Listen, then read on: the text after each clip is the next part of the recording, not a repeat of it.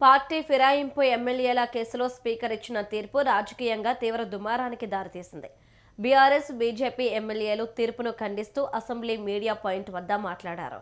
Tribunal chairman గా speaker పూర్తిగా విఫలమయ్యారని MLA Vivekananda స్పీకర్ను ఉద్దేశించి సంచలన వ్యాఖ్యలు చేశారు. స్పీకర్ రాజ్యాంగాన్ని ఉల్లంఘించడం సరికాదని బీజేఎల్పీ నేత ఏలటి మహేశ్వర్ రెడ్డి తీవ్రంగా స్పందించారు. ఇదిలా ఉండగా కాంగ్రెస్ ఎమ్మెల్యే ఆది శ్రీనివాస స్పీకర్ తీర్పును స్వాగతిస్తున్నామని వ్యాఖ్యానించారు.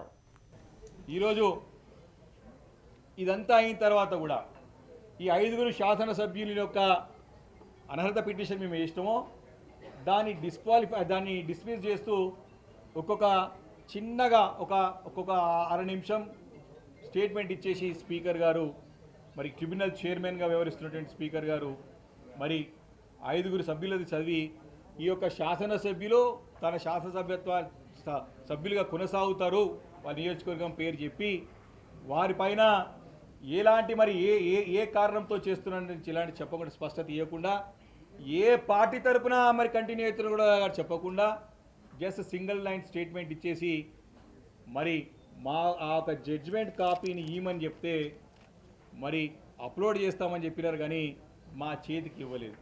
కడియం శ్రీహరి గారి విషయంలో, దానం నాగేందర్ గారి విషయంలో అంటే వారు ఈ ఒక అంత ప్రెషర్తో సంబంధం లేకుండా వారు ఇంకా కాలయాపన చేసే ప్రయత్నం చేస్తున్నారని స్పష్టంగా తెలియజేసినప్పుడు ఇమీడియట్గా వారిద్దరిపైన మరి సస్పెన్షన్ చేయాల్సిన అవసరం ఉండే, వారిని అనర్హులుగా ప్రకటించాల్సినటువంటి మరి చట్ట ప్రకారంగా, రాజ్యాంగం ప్రకారంగా, న్యాయస్థానం ఇచ్చినటువంటి డైరెక్షన్స్ ప్రకారంగా నిర్ణయం తీసుకోవాల్సిన అవసరం ఉండే.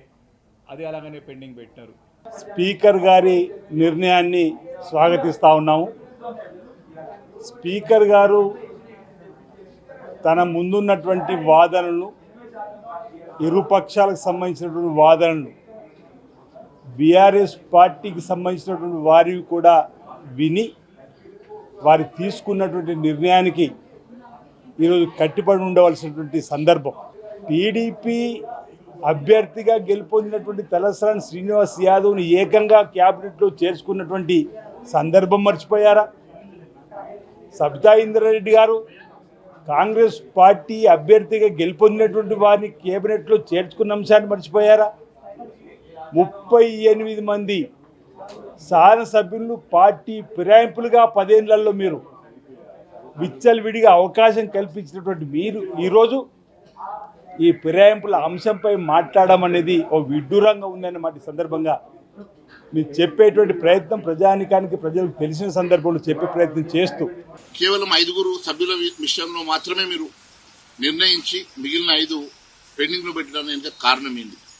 మీరు ఈరోజు స్పీకర్ పదవిలో ఉండి రాజ్యాంగాన్ని ఉల్లంఘించడమే కాకుండా ముఖ్యమంత్రి ఒత్తిడికి లొంగి పనిచేస్తున్నట్టుగా స్పష్టమవుతా ఉన్నది.